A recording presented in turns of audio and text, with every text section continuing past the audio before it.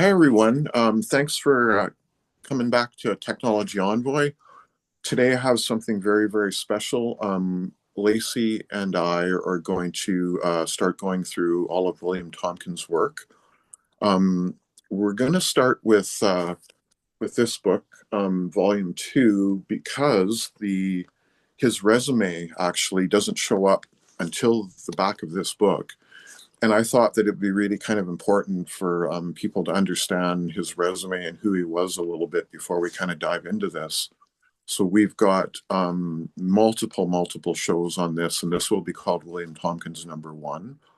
And Lacey, thank you for doing this with me. Yeah, thank you for having me. It's an honor to be able to read through this, and there's some juicy stuff in here for sure. Yeah, definitely. And I I personally had talked to Dr. Robert Wood a couple times, who's the main editor of the book. He passed away a little while ago, and Dr. Sala is also, I think he was an associate editor, and I believe that he'll probably take over and finish. There is a volume three, and Dr. Wood told me that on the phone that he was working on volume four, so there will be another fourth one coming out at some point here. And Yeah, I think Dr. Sala and Frank Chili are probably going to take over for Dr. Wood. And of course, I've met or had personal contact with all of them, essentially, and also including Jeff Rent's new William Tompkins. I was on Jeff Rent's radio show, and David Wilcock. David Wilcock was actually he was the producer of Above Majestic before Tompkins passed away halfway through the movie. But having said that, Frank Chili told me something very interesting one day. He said that after, because he had went to Tompkins' funeral, and Lacey, he said a couple days after the funeral, William Tompkins texted him a couple texts, right? So I said, "Hey Frank, can I see those, or what did he say, or whatever?" Right? So he never did share them with me, but William Tompkins was working on life extension technologies and drugs that could do that, but also technologies. The secret space program called Solar Warden really is the protection for our whole solar system. And William Tompkins started on the Rockwell Space Chart in 1952.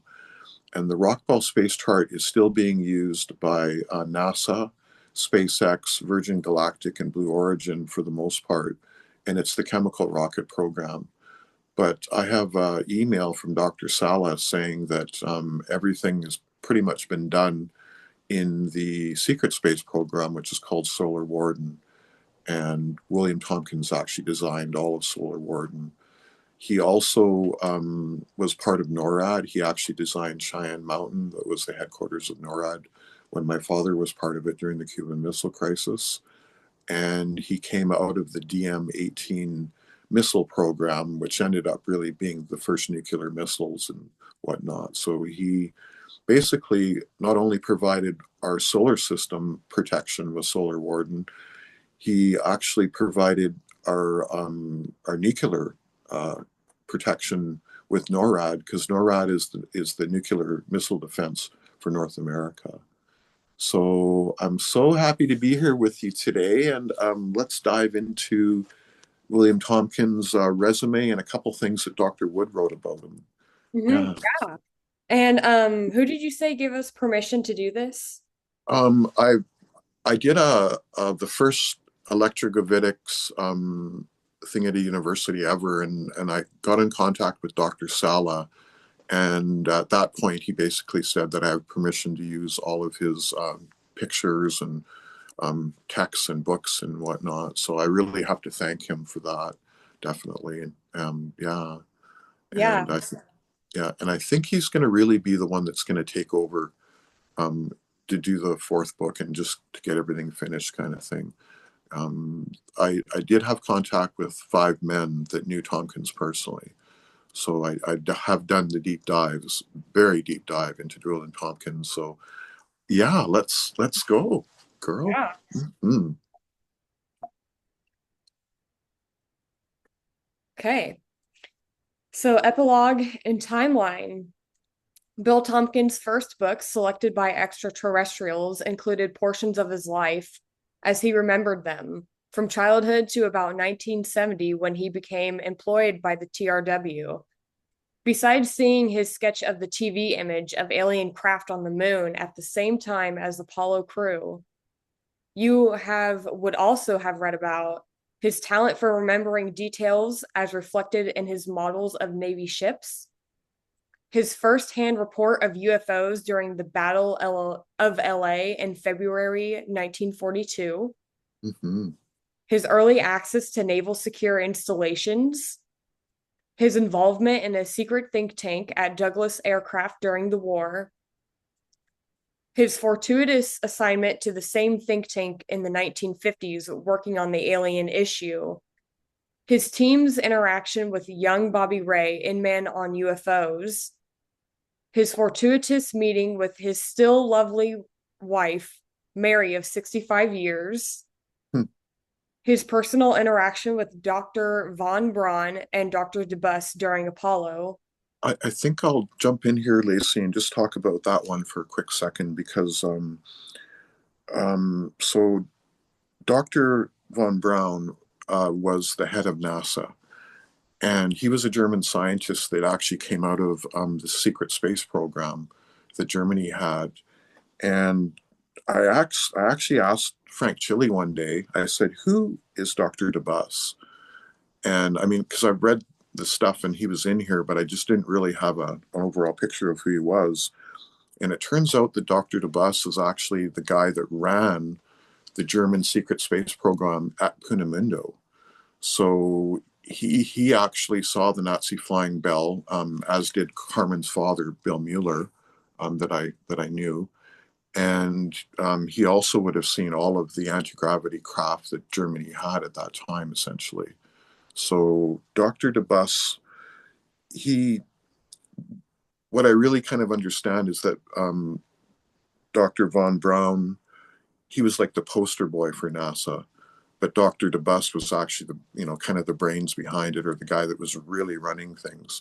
So essentially, these guys came over with Project Paperclip, and they uh, were part of the Apollo program. So that's what this is talking about. So I'm going to let you carry on reading. Thank you.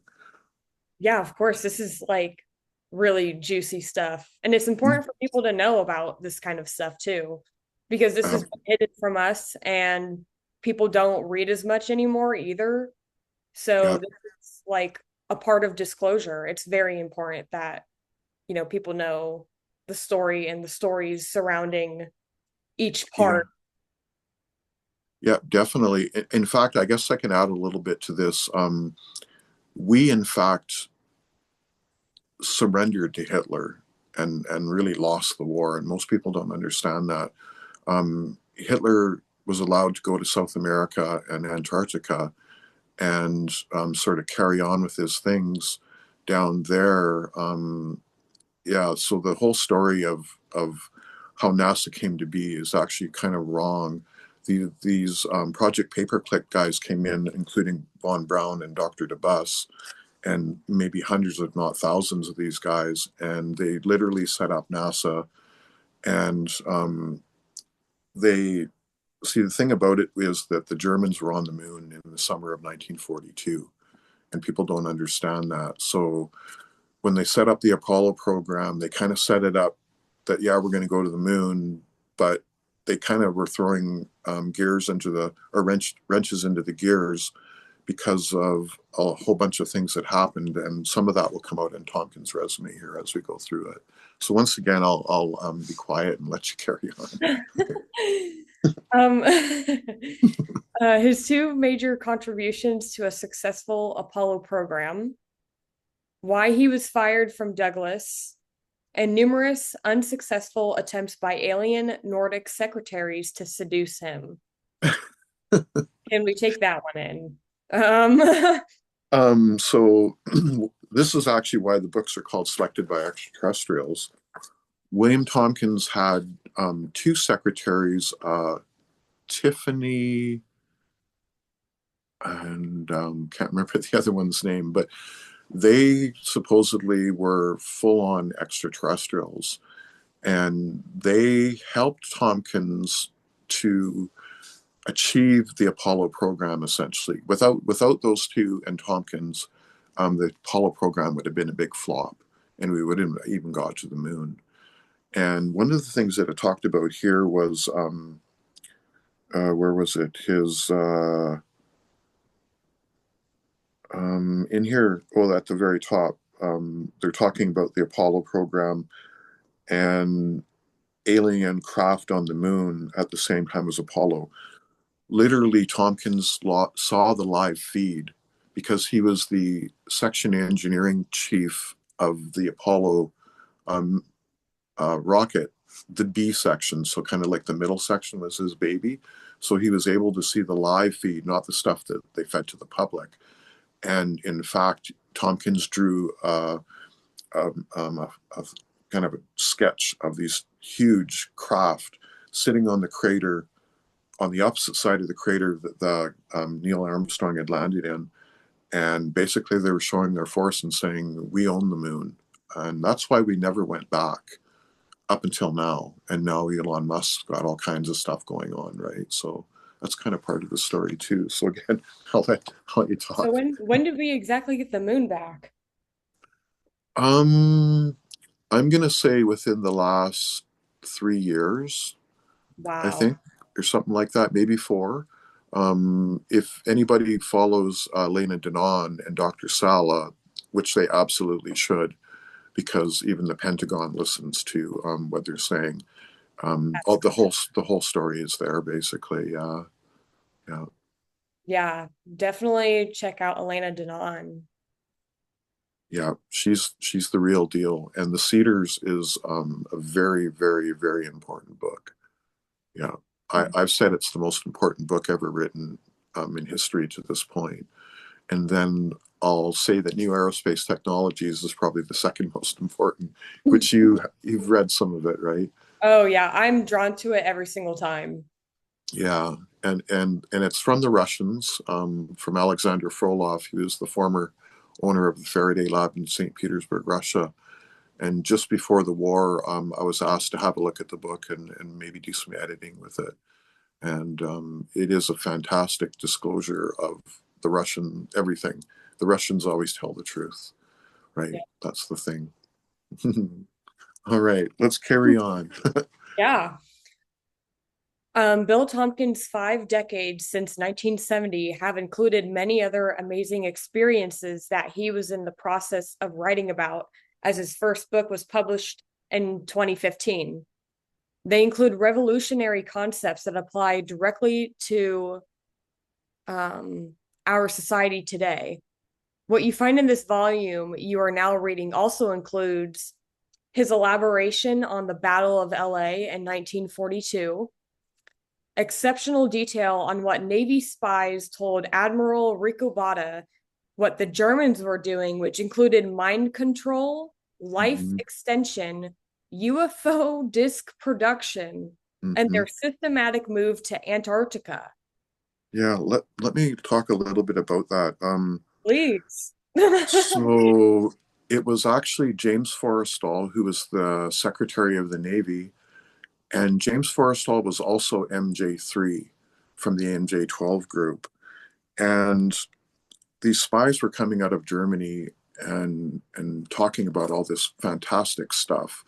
So Admiral Riccoboto, James Forrestal, and a very, very young William Tompkins sort of started this program. There were a few other captains and whatnot involved, but these are the main guys. And this program literally turned into Solar Warden, which is our secret space program, our defense for the solar system. So there were these spies coming out, and it would be Admiral Riccoboto, James Forrestal, William Tompkins, and maybe a couple other people that would meet and get all this information. And it was absolutely fantastic. all these technologies that were coming out and everything. And James Forrestal wanted to tell the public. He's like, well, why don't we, you know, tell everyone about this? And he was part of the MJ12 group. And MJ12, excuse me, was started to not tell things. Like they were trying to cover things up. So when James Forrestal spoke up and said, "Hey, I want to talk about this stuff," they literally killed him. They threw him out of I think it was about 10 stories up, a hospital window. And in fact, Frank Chile saw the actual crime report, like the real photos, the real everything. And Oh, wow. he said, Ed, had James Forrestal fallen out of that window, he would have landed in a certain spot. But he said where he landed, there's no question that he was thrown out of that window because there's absolutely no way he would have landed where he did. So Like basically, he was too far from the building to have just yeah, fallen out of it. yeah, he was too far out from the building and stuff. So when that happened, it basically was Admiral Riccoboto and William Tompkins, kind of the two guys that were left here. And again, this turned into the Solar Warden program in our secret space program, which when Space Force came along, the Navy ran the secret space program, and we've been in space for a really, really long time, and deep space even. People don't understand that. But it was all kind of brought together with Space Force. So Space Force basically took over for the Navy, and it's the secret space program. So there is a lot more going on with Space Force than most people think. And of course, um, I was given a honorary Space Force emblem by a very, very high ranked individual who we could probably call a white hat. That would probably be the best way to describe him. You know who he is, right? Yeah. So okay, so I'm gonna quit talking again and No, no, you have like gobs of information that needs to come out. I love yeah, yeah. Thank you. I love it too.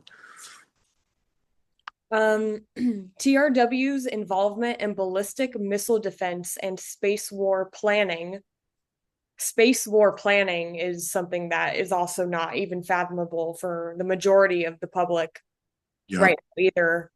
yeah. Um, his firsthand reports on of lunar activity and occupancy. Occupants. TRW. Oh, Sorry, I'm sorry. I was just said occupancy because that's the Germans being on the moon, right?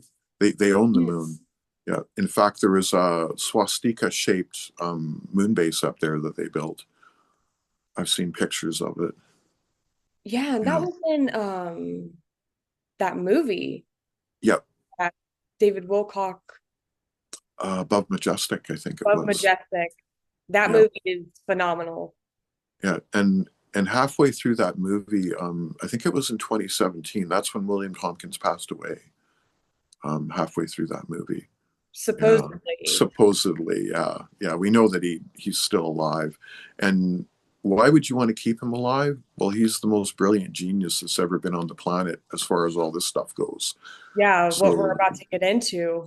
yeah, he's literally kind of the equivalent of Chris Beskar, who I've interviewed 3 times, the CEO of Stevati Aerospace, and in fact, Lacey and I have another interview with him coming up really soon.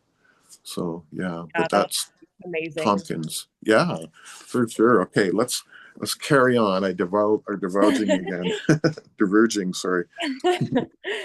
TRW's remote viewing work, life extension, and alien chemical warfare.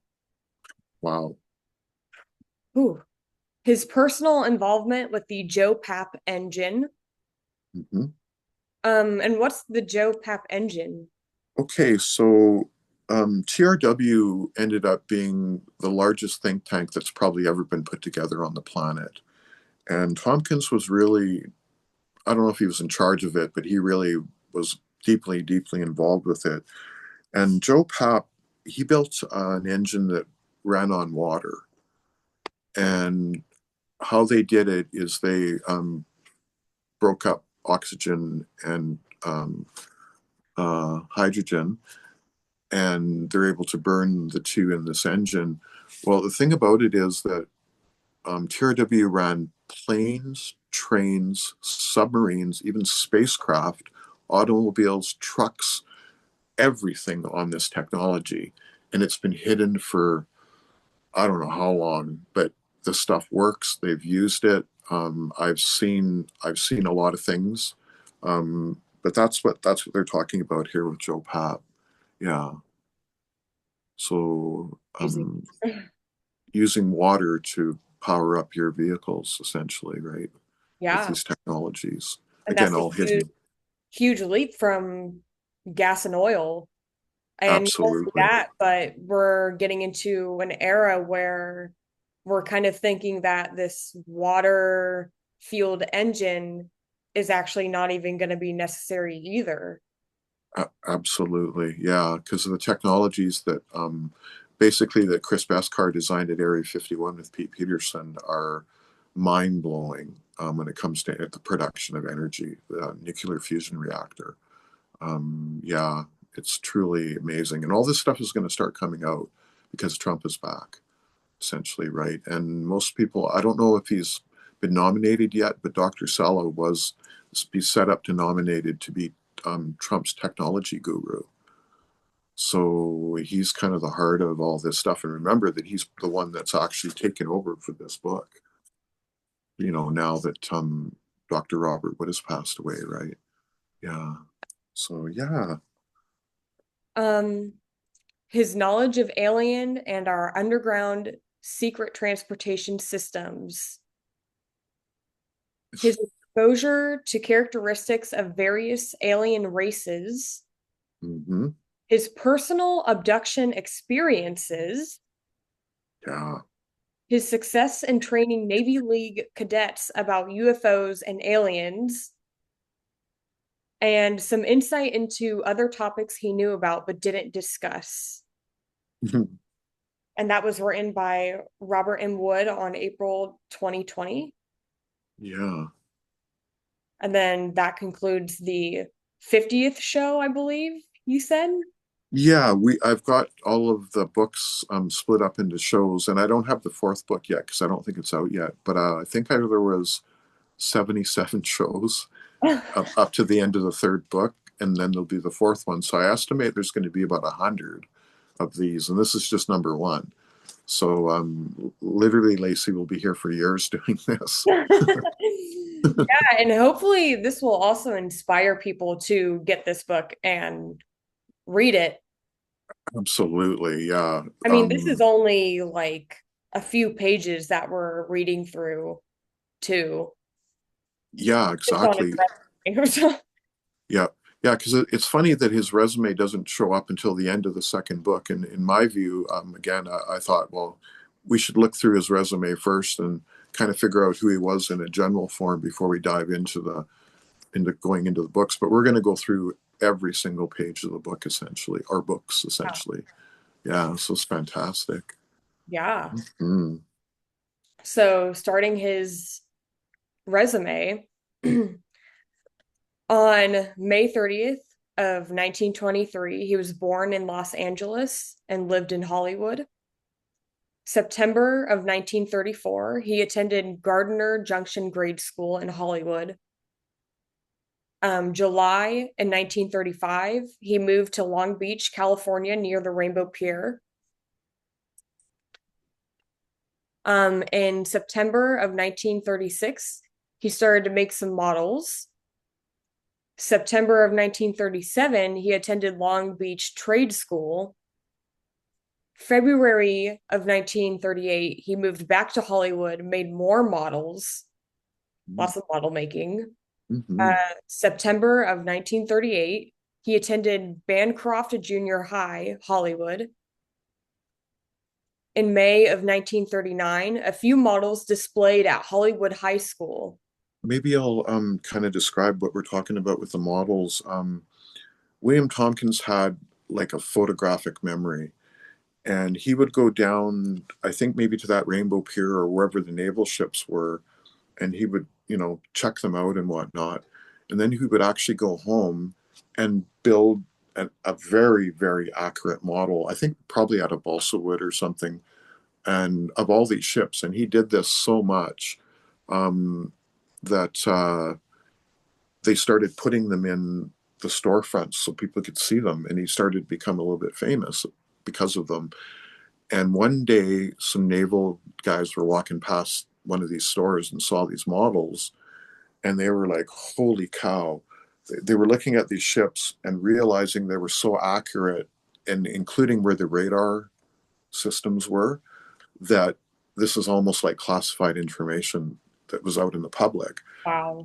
So they were like, who's doing this? So they ended up going to William Tompkins' house and knocking on his door, and his dad answered, and they were talking to his dad and saying all this stuff. And his dad said, no, it's not me that's building these models. It's my young son. And that's kind of how he really attracted the interest of the Navy, and eventually became the grand designer of the whole Solar Warden program and the Secret Space program, right? So it's That's because really of, crazy that he attracted the Navy because I feel like a lot of times when people are getting even like downloads of like how this technology kind of works, they yeah, are typically the ones that go to the Navy because they know that, what are you going to do with this? yeah, So the Navy found him and at such a young age too. It's unbelievable. yeah, yeah. And it's a great thing that happened, because without Solar Warden, we'd have been effed, basically. Yeah. Yeah. All right. So, August of 1939, Hmm. many models displayed at Broadway Department Store, Hollywood Boulevard. September of 1939, starting 11th grade, Hollywood High School. October of 1939 was a speaker in Hollywood Bowl on naval ships. Wow. Yeah. January of 1940, Commander Perry reviews ship model documentation. March 26, 1941, interrogated by Navy. March 26, 1941, Evening Outlook clipping. June of 1941, the Navy got him a job at a secret facility, Vultee Aircraft Company Downey, waiting for top secret clearance. Hmm. February 25th, 1942, saw Battle of LA at Long Beach. And April 1st of 1942, sworn into Navy boot camp, then staffed to Admiral Ricobata, secret head of naval intelligence on alien threats to Earth, had top secret Q clearance. Yeah, let's talk a little bit about this one. Um, Top secret Q clearance is literally the highest clearance that they had, and I think it might have almost started right in this time with Tompkins and whatnot. And secret head of naval intelligence on alien threats to Earth. That was Admiral Riccobato. That's quite the statement, isn't it? So that's going back to why we had to have Solar Warden, essentially, right? Yeah, Yeah, yeah, it's wild. it is crazy. I can only imagine. And he would have been, so in 1939 he was in 11th grade, so 12th grade in 1940 and 41, so he would have only been a couple of years out of high school Wow. when he was sworn into the Navy, into boot camp, and given the highest clearance on the planet, right? He's only maybe 20 years old or something, right? That's a lot of pressure too from governmental. I mean, that's basically his whole life being kind of guided and, controlled Yeah, I mean, ever since, I mean, he obviously was here for a really big reason. There's no doubt about it. Like he was yeah. obviously getting major downloads. He was obviously a genius, but what a ride to be kind of like, again, like I couldn't imagine that. Frank Chile told me that he was one of 500 men and 500 women that came here to make big change. So there's something called the Envoy program now with star seeds, and he that those people would have been the earliest of these star seeds coming here to make change. And I do know that William Tompkins' mother was a full-on Pleiadian, I believe. She was full-on extraterrestrial. So that's why I think Tompkins had the brilliance that he had. Essentially, it was just in his genes, essentially, Yeah, right? Yeah. Amazing story. it Yeah. is an amazing story. In June of 1942, pilot of multi-engine aircraft and was electronic officer. June 10th of 1942, flew Admiral's plane to Douglas El Segundo, Lockheed Burbank, and China Lake for 4 years. Hmm.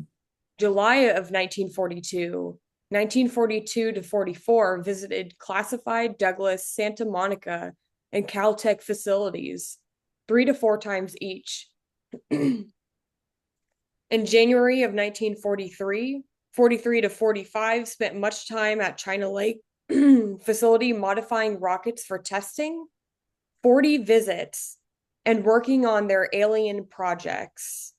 So I'll jump in a little bit there. I do know that William Tompkins' code for anti-gravity and free energy is alien projects. So Wow. that's literally what they're working on. And in fact, I think they worked on 72 different alien projects, Wow. literally, by the time he, went through his whole career, essentially. Yeah. Wow. Hmm. June of 1943, new army was developing and testing BW, some that are bacterial and some that are lethal viruses. So BW meaning biological weapons. Yep. Yep. Wow. Hmm. March of 1946, left the Navy, honorable discharge, Pasadena. March of 1946, sold hosiery for his father, Real Silk Hosiery Mills. Nice. Hmm. June 1946, worked for father selling roofing materials. May of 1947, he stopped working for his father. In June of 1947, he got a job at Northrop with security clearance and laboratory designing airplanes without wings. So, anti-gravity. You got it. Absolutely. Yeah. Airplanes without wings, anti-gravity. Yeah. June 6th of 1949, Bill quit. He went to work for North American Aviation, Old Vultee facility, making prototypes from some extraterrestrial materials on a classified project. Allegedly well known in that facility that some were extraterrestrial source. Wow, so he was working with full-blown ET materials in Yeah. 1949. Yeah. And remember, Roswell happened in 1947. So this is the materials from Roswell, probably, right? Or other crashes, because there was a lot of other ones as well. But Roswell's the most famous one. Yeah. Yeah. Wild, right? Wow. November of 1949, left North American, worked for Lockheed 4 months. March of 1950, Bill got Flash, remote viewing question mark, went to work at DAC, used his model expertise to get a job in wind tunnel model shop. Hmm. Interesting. So DAC, Douglas Aircraft Company. Yeah. So his models came to, that helped him with his career as he moved along, right? Yeah, that's actually crazy. You just read my mind too. I was about to ask you what DAC stood for. There you go. um, April of 1950. By this time, his models were famous and was asked to build model of an Endymion yacht. Hmm. Some famous person's yacht, probably. I'm not sure. Yeah. Um, That's kind of cool. Yeah. May of 1950, met Mary at Aragon Ballroom in Santa Monica, married September 8th, 1951. Oh, Hmm. only a year after. That is so sweet. Yeah. Yeah. Very awesome. Hey. Yeah. March of 1951 to 1963, in the think tank for 12 and a half years, worked for W.B. Klemperer and Elmer Wheaton. I can tell you that those 12 and a half years are probably the area where he really, really designed the Solar Warden program for the most part, right? Wow. That's where it really, really started. Because I know that he started working on the Rockwell Space Chart in 1952, so just a little bit after this. And the Rockwell Space Chart is still being used by NASA and everybody. It goes to the year 2100, actually, if you look at the chart. And Frank Chile wasn't the man that completely released it to the public, but he's the one that brought its attention to the public. And Frank also had William Tompkins on that Jeff Rent show, I think over 20 times. And Frank is the executive producer of the Jeff Rent show.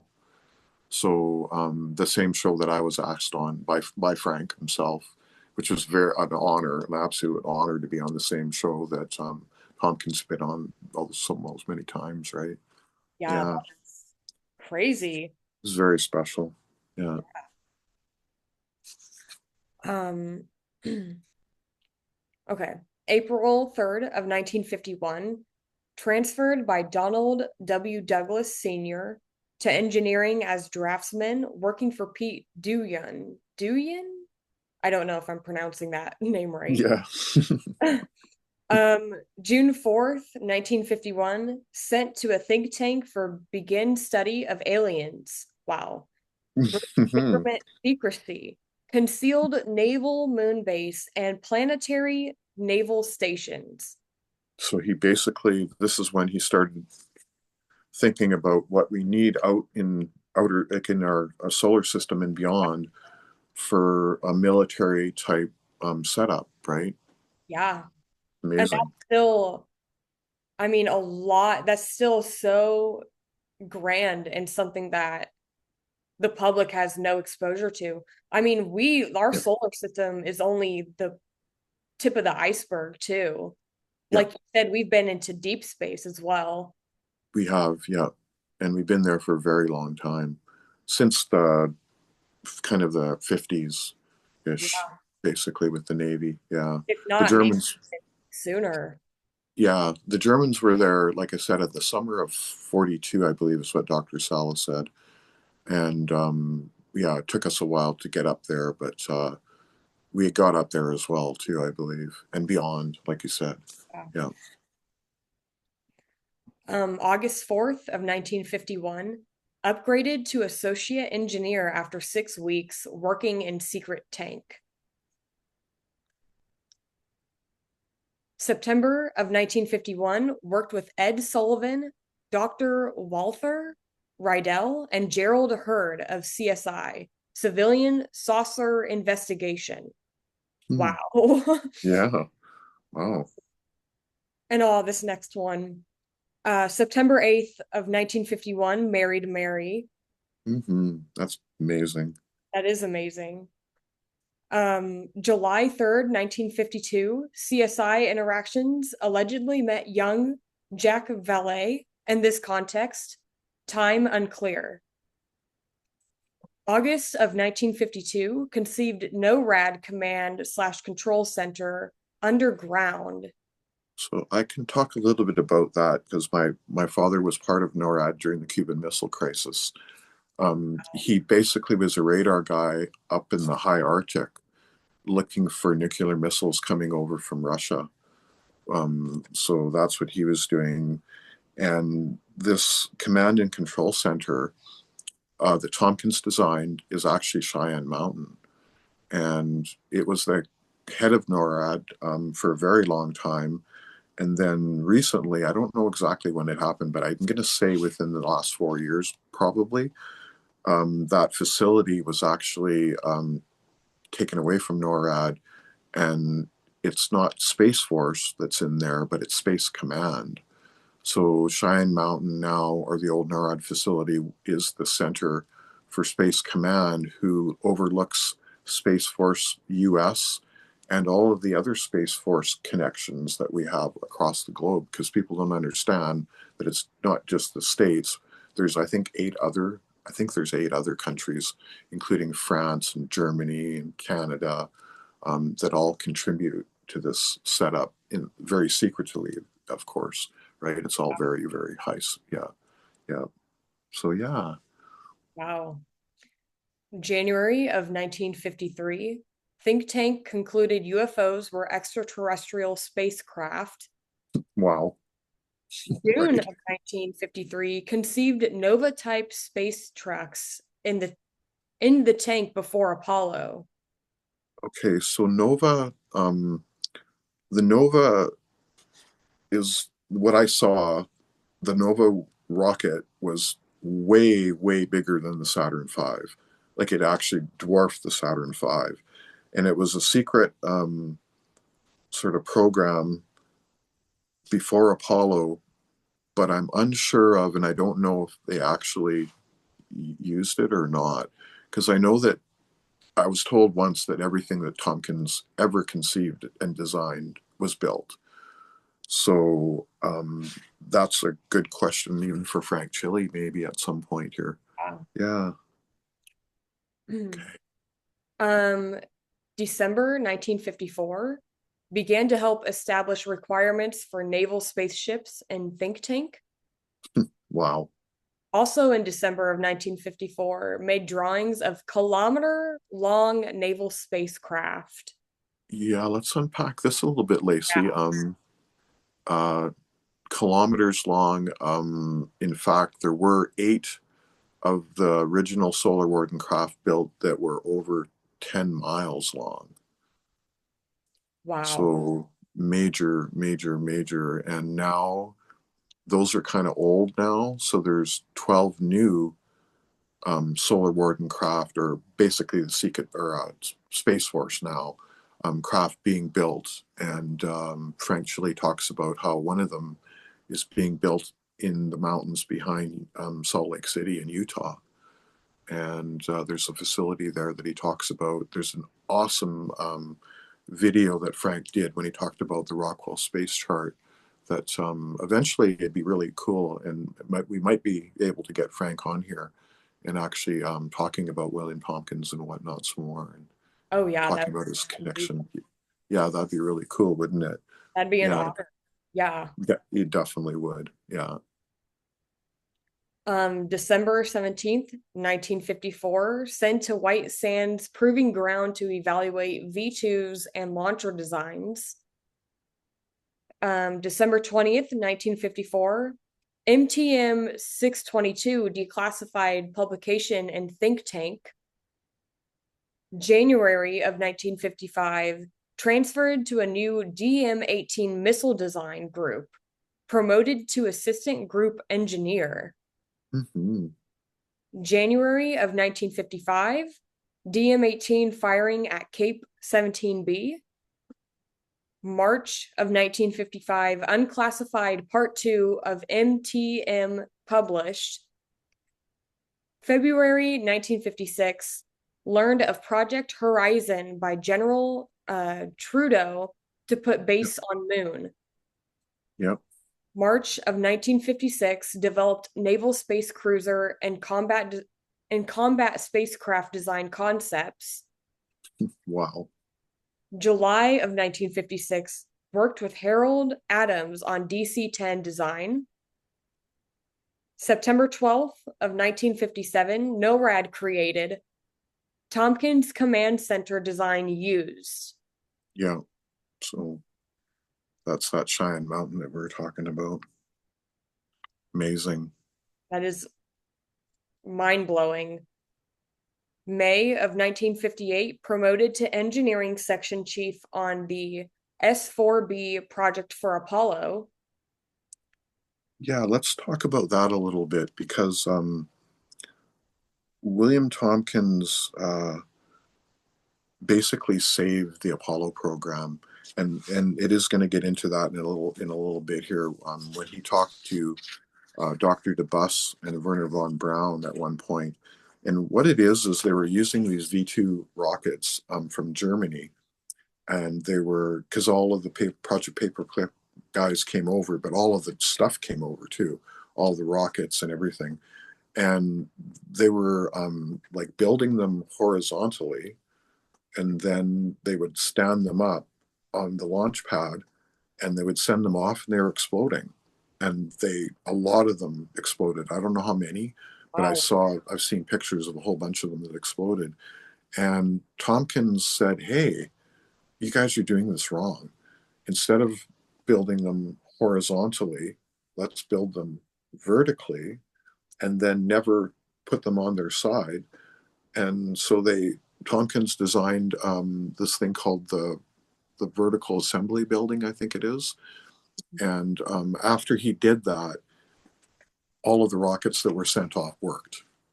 Wow. So yeah, so he really, really saved the Apollo program. Again, the Germans didn't really want Apollo to succeed because they were already on the moon and they owned the moon basically. And, the US is basically a foreign adversary to them. So that's why we went to the moon with the Apollo program, only because Tompkins fixed everything. And these two secretaries, for the most part, really helped him out with everything. And so he literally saved the whole Apollo program. So I'll let you keep reading. And actually, so do you think so because we, lost the war, so a bunch of German scientists were basically integrated into these think tanks, right? Do you Yep. think that I mean, why were they failing? Like just being like horizontal rather than vertical? Do you think that they were actually intentionally trying to sabotage that so that way they couldn't, continue on with Apollo?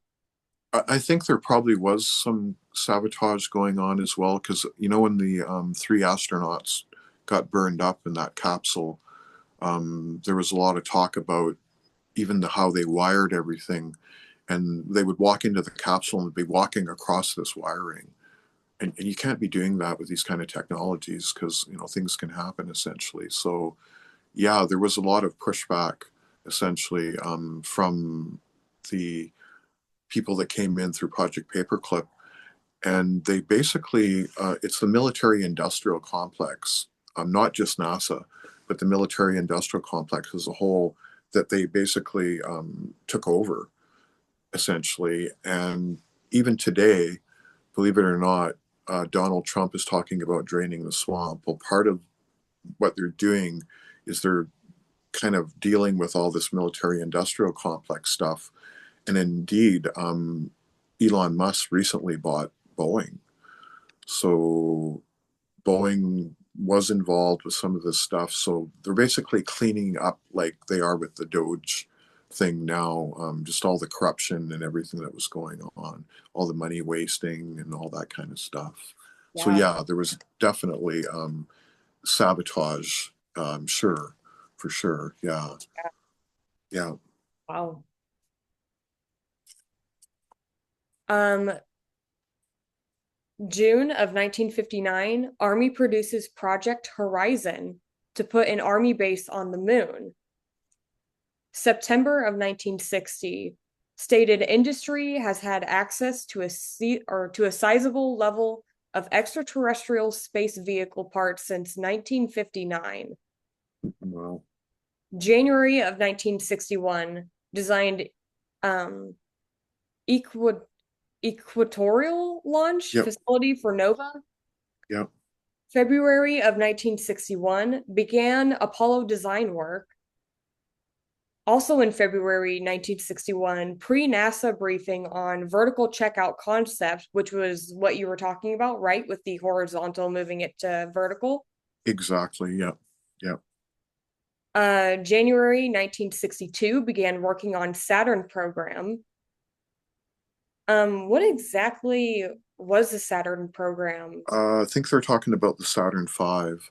Saturn V was the rocket that got Neil Armstrong to the moon, essentially. So I think that's what they're talking about there. Yeah. Oh, okay. Yeah.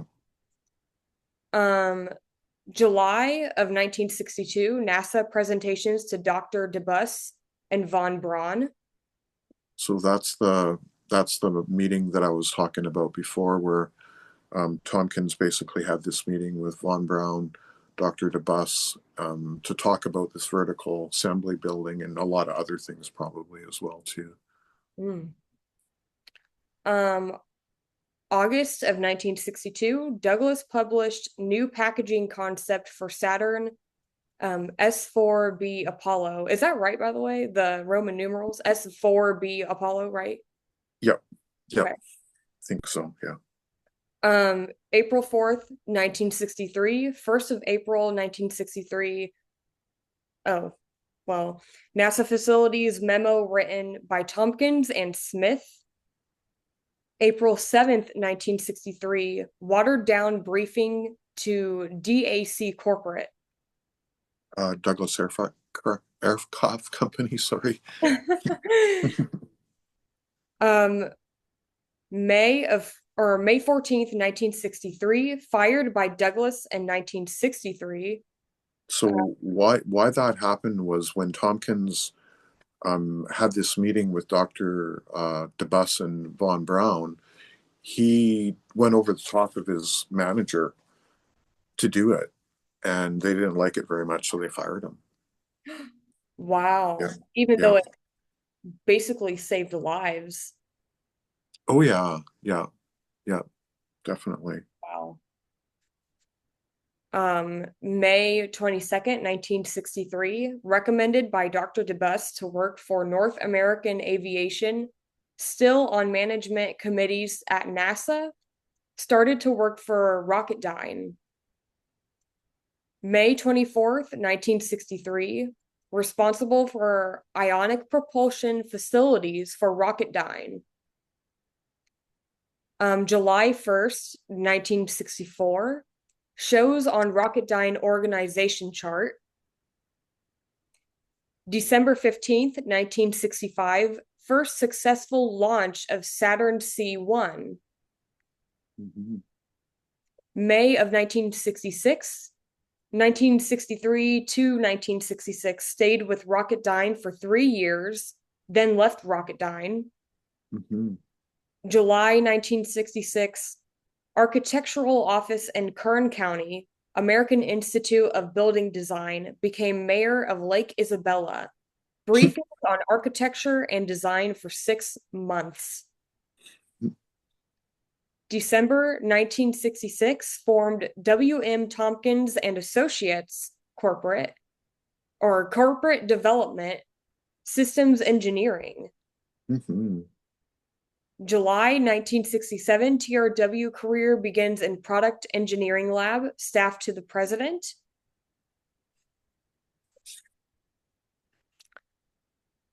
July 1967, TRW, July 67 to March 71. December 21st, 1968, aliens have bases on the moon. Wow, right? Wow. Hmm. July 21st, 1969, witnesses live video of Neil Armstrong. So that's what I was talking about when he actually saw not what they showed the public, but the actual live feed because he was part of the program. So he was literally standing there and watching all of this, and he drew a sketch with very large spacecraft on the rim of that crater where Neil Armstrong had landed, basically, and they were, showing their force essentially, saying the moon is ours, basically, and be careful what you do, essentially, with it. Yeah, Wow. wild, right? That is wild. October 18th, 1970, a commendation letter written about Bill Tompkins by TRW. March 1971, left TRW. Also in March of 1971, formed a Land Ocean Systems Corporation, LOSC. Land Mm, Ocean Systems Corporation, President March 71 to September 75 in March of 1971. mhm. Or I guess I said March 71 to September 75. Um, Yeah. June 1976, left Land Ocean Systems Corporation. June 2nd, 1977, joined Lockheed. Mhm, TRW friend told him to talk to Lockheed guy working on ASW, which means anti-submarine warfare. mhm, Anti-submarine warfare with Lockheed P3s using systems engineering management programs. Bill put together program with 4 blocks presented to the Navy, then AF for DM-18s. Navy commander wanted it. Did complete program. In quotes, it's massive. mhm. Worked on systems engineering for 7 months. So that's a pretty big statement. Yeah. So joined Lockheed. Well, we know that Kelly Johnson was the head of Lockheed Skunk Works, and he designed the U-2 and SR-71 spy planes, and actually had he found Area 51 and had the facility built to test the U-2s. Um, this is, yeah, a pretty big statement because we know now, or I can tell you, that some of the people that retired with Lockheed actually are in the Stavati organization. So there are some of the board of directors are some of the guys that actually came out of Lockheed, right? So very, very interesting connection back to Stavati Aerospace again, right? Yeah. Yeah, Absolutely. Savati Aerospace. yeah, and this fact that he said it's massive, um, we might not even know the implications of what he did there with the Navy, because the Navy commander wanted it, did complete the program. It's massive. Um, what were they doing, right? Yeah, what were they doing? Yeah, yeah, 1977 too, right? Yeah. February 1977, joined American Jet Corporation. January 1979, left American Jet Corporation.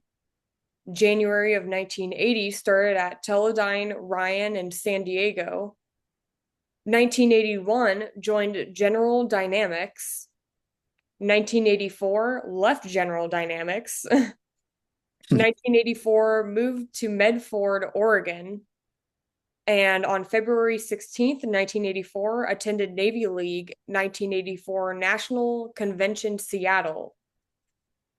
January of 1985, created Southwest Navy League Council with 37 top Navy officers.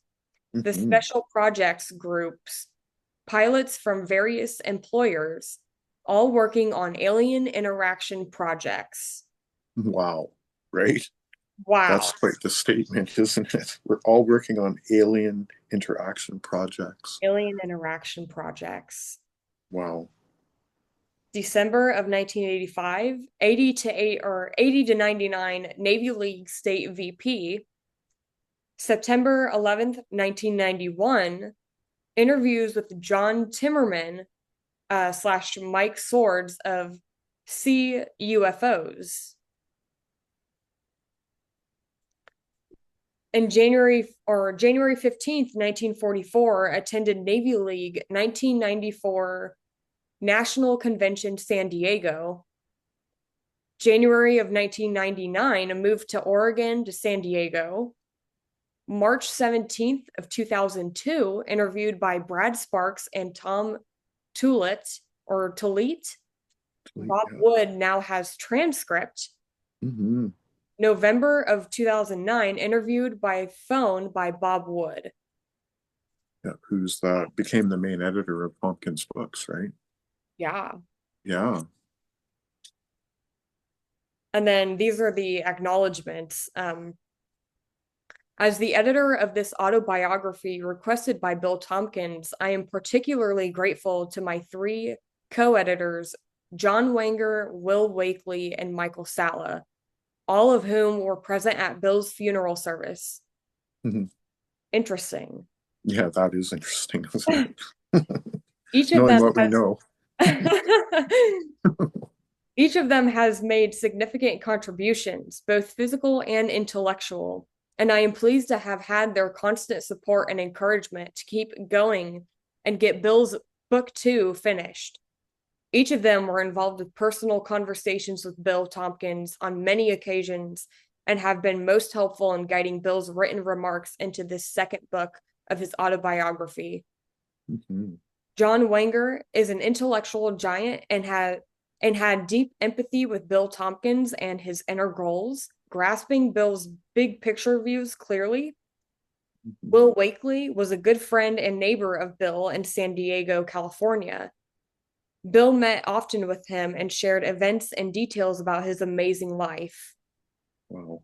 Michael Salla, a genuine UFO researcher and prolific writer, jumped on the opportunity to interview Bill as a new witness to the secret projects of the Navy.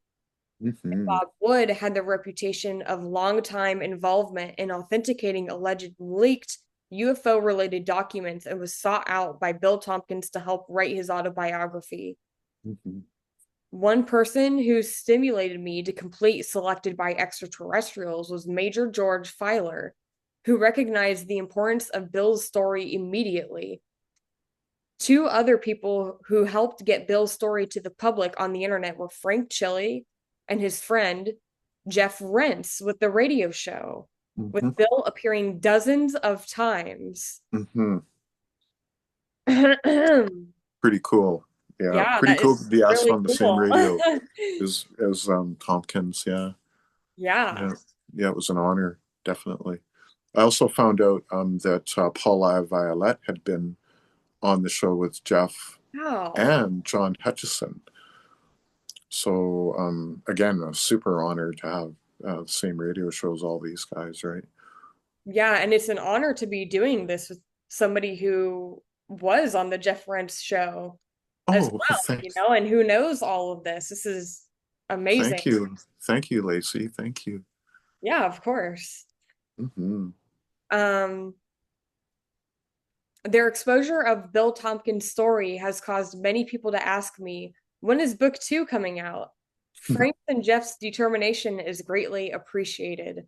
I also thank my wonderful wife, Linda, not only for never complaining about the time I spent in chronicling Bill's words, but even beginning to understand the difficulty of sharing his story with an incredulous public. Oh, Yeah, that's a really important. yeah, definitely. Yeah. And Mm, Robert M. Wood, March 28th of 2020. yeah, Yeah. yeah. So yeah, and so I did get a chance to talk to Dr. Robert Wood a couple times on the telephone and had some correspondence with him. You know, Lacey, I actually sent Dr. Robert Wood my papers on Paul, Live Violet, and Antigravity and Free Energy and New Aerospace Technologies, and he loved getting New Aerospace Technologies, as a matter of fact. Oh my gosh, I bet. Yeah, he even said something about um, uh, your pursuit of all this stuff and the truth. He talked about the truth, and I think he did it in capital letters when he sent me the email and talked about that. But he knew that the Russians were always telling the truth again, and that New Aerospace Technologies was so important, and how it related to all of this as well, because Tompkins actually ended up working on 72 alien projects. So that means that he was working on 72 separate projects that had to do with anti-gravity or free energy. Yeah. Wow, Or right? direct extraterrestrial work, Yeah, or yeah, extraterrestrial materials and yeah, contact. yeah. So he part of his job when he was really young with Admiral Rick Obato, they talked about how he flew around and he was at all these facilities. Well, part of his job was to come and say, "Here, guys, here's a package of information. Um, let's get you working on this and maybe get some projects going or whatever." And that's what sort of led to TRW being the largest think tank that was ever created. And my number might be wrong, but if I remember that there was like 140 or 170 different laboratories that all were under the umbrella of TRW. And back in the day, I used to do a lot of racing and engine building and whatnot. And TRW actually built these forged racing pistons that we used back in the time. And most people think of TRW, they think of pistons and engines and stuff. But really, they were, again, like the hugest project that's ever been assembled, I believe, on the planet, unless there's something going on now that's even more elaborate, which could be, considering that William Tompkins is still alive. So, what is he working on now, right? Yeah, I mean, that's what I'm thinking. What is he working on right now? Yeah, and he would have used these life extension or drugs, but there's also something called the 20 and back. And this is literally technology that even that Solar Warden used, but also the Dark Fleet also used it, which was the German secret space program. And yeah, it's just wild. The whole thing is so wild. Everyone needs to read these books. Yeah, These selected by extraterrestrials. And with the next show, we're going to start right at the beginning of book one yeah, and kind of go forward. But I just wanted to kind of lay out some things, and I guess we can read the last part here on the back of the book. yeah, of course. And yeah, definitely under this picture, this is wild. Um, the testimonial, William Tompkins emerged in December 2015 as a key participant in the design of kilometers-long space carriers for a future U.S. Navy secret space program and described being helped by Nordic extraterrestrials embedded within Douglas Aircraft Company from 1950 to 1963. In this second volume of his groundbreaking memoirs, we learn more about his subsequent aerospace career at companies that included TRW, where Nordics once again covertly helped top designers and engineers create detailed plans for spacecraft that were built in the 1970s and deployed in the 1980s. Tompkins' testimony is a startling expose of the U.S. Navy's Solar Warden program and how the technologies behind it will transform our world by Mike, or that was written by Michael Salla, PhD. Yeah, And yeah, this picture, this is, I read this and I like my mind just, it melted out of just, yeah. it's mind blowing. This Hmm. photo was taken in 2006 of some alien craft who presumably forgot to turn on their cloaking to prevent photography. Wow, right? Just on the back of the book. Just on, Yep. I mean, not even getting into the book yet. Hmm. Author conjectures that the gases being dispensed are intended to weaken our minds and shorten our lives. Photo Wow, taken just south of Oceanside, California, by several couples who never noticed them. crazy, hey? Crazy. So again, the German secret space program really was kind of who was in control of things up until not very long ago, like again, maybe going back 4 years ago or something like that, when literally the Galactic Confederation of Worlds stepped in to start helping us, and they were directly connected with Space Force. And going back to Elena Denon, who's the real deal, she's the emissary of the Galactic Confederation of Worlds and the liaison between Space Force and them, essentially. So that's her function, is to go back and forth. And I have had contact with her a bunch of times as well too in the past.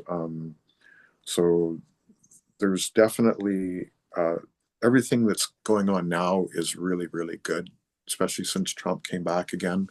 The plans that they have to kind of drain the swamp and get rid of all this military industrial complex interference that started with the Nazis essentially is coming to fruition. And one of the things is, again, Elon Musk buying Boeing, which is a huge thing. And then also Stevati Aerospace coming out to the public for the first time. And literally, yeah, I've had contact with Chris Beskar personally for about 2 years. And going back even further, I was knew about Stevati right from the very beginning, in fact. And I even gave them the theory of anti-gravity. I posted it on David Wilcock's website the day after I had a Zoom call with him. And it ended up number 51. And it all has to do with subquantum kinetics and Paul Laviolette. And then I was honored to be asked to be the first assistant vice president of the Starburst Foundation that Paul Laviolette actually started by Brendan, who's a PhD who actually worked with Paul and is actually editing the 6th edition of Subquantum Kinetics right now. So, and I can reveal a little bit here. We have a physics group on Sunday dealing with Paul Laviolette and subquantum kinetics, and that's how I met Lacey.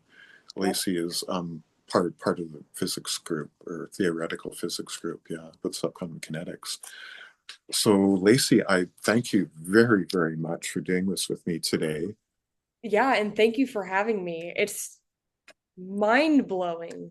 And I genuinely feel that this stuff needs to come out to the public.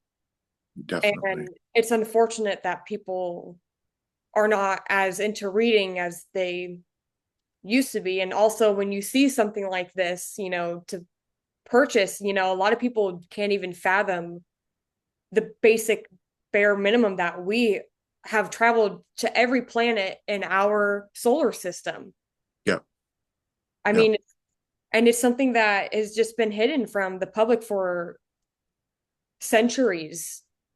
And Yeah. it's time to just get it out there and to move on and to go to brighter futures, really. Yeah. And just simply tell the truth, Yeah. right? That's what it's all about. Well, again, thank you for being here, everyone, on Technology Envoy.